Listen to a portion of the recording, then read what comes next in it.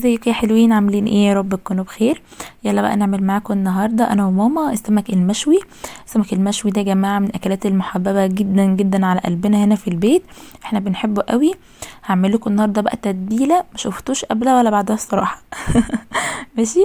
طيب انا معايا هنا التوابل، معانا كمون ومعانا كزبره ناشفه ومعانا ملح ومعانا بابريكا ومعانا شويه من الشمر وشويه من الكاري. خلاص. ضيفوا الكاري يا جماعة والشمر، والله والله بيقلبوا السمك لحتة تانية خالص، هتحبوه جدا. وحطيت هنا بقى ايه شوية من الفلفل الالوان المفرومين، وحطيت كمان راس من الثوم، وحطيت هنا ده شبت على بقدونس. خلاص. وهقلب بقى المكونات دي كلها على بعضها. بصوا يا جماعه، لو انتوا حابين تضيفوا كمان بصلايه مفرومه في المكونات دي ضيفوها، بس انا طبعا بكتفي بالتومه بس. خلاص. وضيفوا يا جماعه الشبت والبقدونس، برضو بيدي نكهه حلوه قوي قوي للسمكه من جوه. تمام. احط هنا كمان عليهم شويه من الخل، واحط هنا كمان معاهم ليمونتين. خلاص. طبعا انتوا عارفين بقى سمك يعني ليمون بيبقى تحفه جدا. والسمك ده طبعا انا غسلاه كويس جدا، وهعرفكم بقى طريقه اي واحده تشوي سمك يعني ما تخافش خالص ان في حاجه اسمها دم تبقى في راس السمكه. انسوا انسوا انسوا ان يكون في دم في الطريقه دي، عشان بقى هعرفكم حركه حلوه كده. هتقضي خالص على الدم ده خالص. ماشي. طبعا احنا مثلا امهاتنا او ناس كتير كانت تقولك لازم ننشف راس السمكه شويه في الفرن عشان ميبقاش فيها دم. لا خالص بقى، شوفوا الطريقه دي هتعجبكم جدا، واراهنكم لو حد كان عاملها قبل كده هتعجبكم قوي.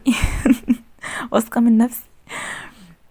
شايفين طبعا هنا انا كنت بقى غاسله السمك ده كويس جدا، وانا بغسله لقيت واحده كبيره كده ما شاء الله، لقيت فيها بطروخ فبوريهولكم يعني.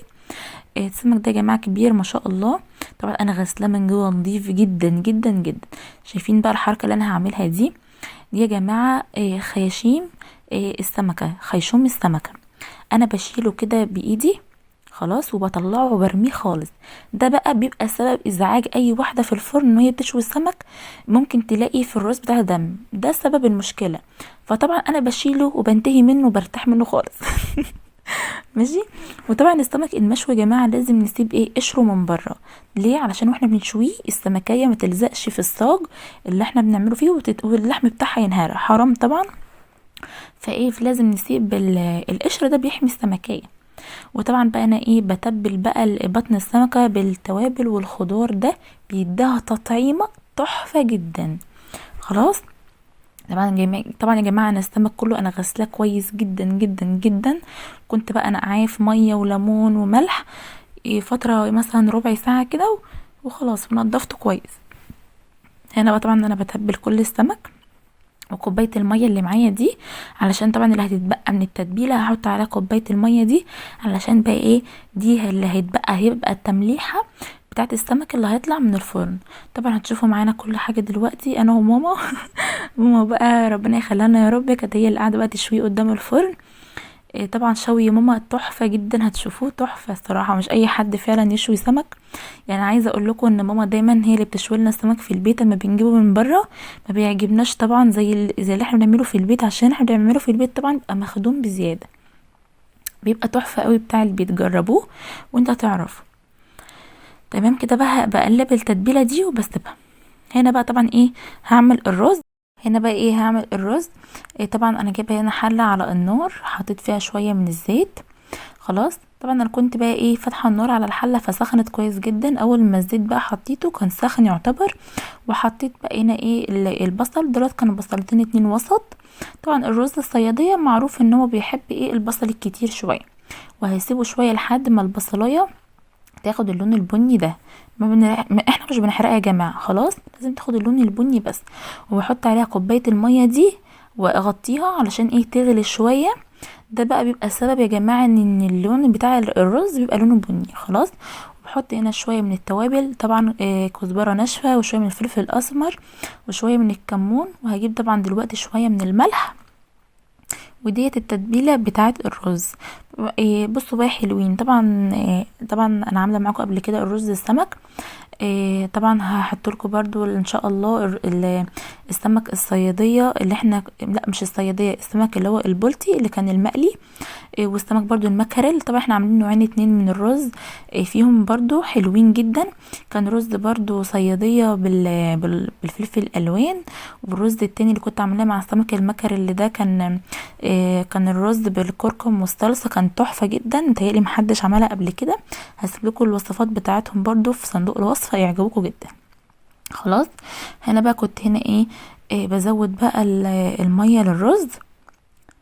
خلاص ما تكتروش يا جماعه الميه عشان ما يعجنش. طبعا احنا عارفين بنعرف طبعا بنعاير الرز بتبقى منسوب الميه فوق الرز قد عقله كده، عقله صباع.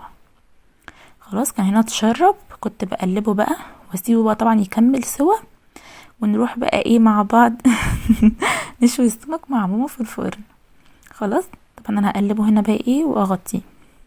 ماما هنا بقى كانت جايبه الرده دي يا جماعه اللي هي النخاله بتاعت الدقيق، وجايبين هنا بقى صاج. ماما هنا بتحط الرده على السمك وتحطه وترصه على الصاج، وهتدخله الفرن دلوقتي معاكم. خلاص.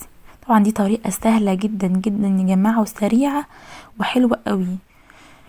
هنا بقى كنت بوريكم هنا ماما وهي حاطه السمك جوه الفرن. لازم يا جماعه درجه الحراره بتاعه الفرن تكون عاليه، لازم النار تكون عاليه. السمك المشوي بيحب النار عاليه. اول ما تلاقوه بقى لون كده من فوق نهدي النار عليه شويه. هتشوفوا دلوقتي، شايفين هنا ماما هدت النار شويه اول ما لقيته انشوى كده من فوق شويه. طبعا ماما لسه هتقلبه معاكم. شايفين هنا ماما بتقلبه معاكم عشان طبعا يستوي من اليمه التانية، وهتدخله برضو الفرن تاني. خلاص. يعني هو يا جماعه بياخد مثلا من 10 ربع ساعه كده على كل جانب ولا حاجه. هنا بقى ماما طبعا الدقه بقى اللي احنا بقى اتبقت، طبعا بقى ماما حطها بتحطه بقى عليها، بتشربه كويس جدا. لازم يا جماعه زي ما انتم شايفين كده وهو طالع سخن علشان يشرب الدقه كويس جدا، ما ينفعش يكون برد. خلاص. طبعا الصوص بقى اللي بينزل ده السمكه بتتشربه من تحت. تمام. وده كان اجمل سمك مشوي يا جماعه هتاكلوه في حياتكم بجد.